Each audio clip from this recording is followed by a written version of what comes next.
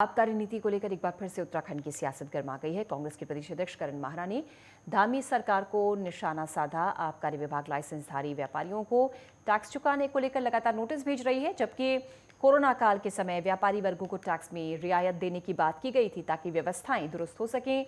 कांग्रेस प्रदेश अध्यक्ष ने कहा कि ऐसे में पता चलता है कि सरकार व्यापारियों पर कितना उत्पीड़न कर रही है। कांग्रेस प्रदेश अध्यक्ष इस बयान के बाद भाजपा के प्रदेश प्रवक्ता नवीन ठाकुर ने कहा, कांग्रेस का काम सिर्फ व्यापारियों को झूठा आश्वासन देना है। उन्होंने कहा कि हमारी सरकार कोरोना के पीक सीजन में व्यापारियों को टैक्स में रियायत दी थी जब कोई व्यापार नहीं चल रहा था, लेकिन अब व्यापार सब ठीक चल रहा है। अब सबको टैक्स देना बहुत जरूरी है।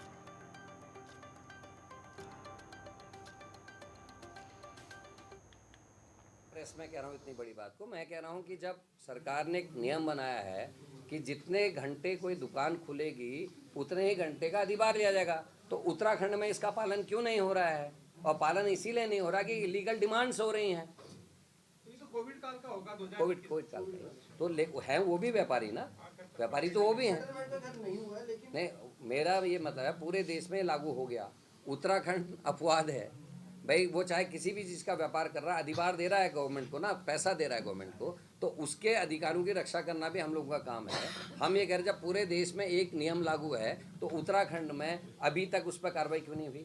क्यों वो गाड़ी वालों को पेमेंट अभी तक नहीं? देखिए, कांग्रेस का काम केवल और केवल झूठ प्रचार, झूठा अंदेशा व्यापारियों को देना है। हमने जो कोरोना का पीक समय था, जब सब कुछ बंद था, उस दौरान के लिए जो है टैक्स में छूट दी थी, जब कोई व्यापार नहीं चल रहा था। उसके बाद जब सब कुछ पटरी पर आ गया, अब सब व्यापार चल रहा है, कोई बंद नहीं है, तो तब तो टैक्स देना पड़ेगा। इसलिए कांग्रेस के लोग झूठ ना फैलाएं, प्रपंच ना करें, और इस प्रकार की राजनीति उनकी चलती नहीं है। जनता उनको चुनाव में जवाब देती है। भारतीय जनता पार्टी ने सबको राहत दी जब कोरोना था, चाहे जनता हो चाहे व्यापारी हो, सबको राहत देने का काम हमने किया।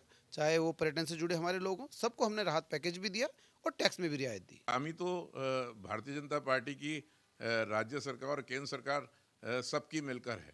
निश्चित तौर पर एक जीएसटी व्यापारी के ऊपर लागू करना एक अन्य तरीके का बोझ केवल वो व्यापारियों के ऊपर नहीं है। यदि आप उसे देखें, यदि व्यापारी कोई बिल काटता है तो निश्चित तौर पर उसका असर जो है ग्राहक पर भी पड़ता है, और यदि ग्राहक पे पड़ता है तो सीधे सीधे वो जनता से जुड़ा हुआ मामला है।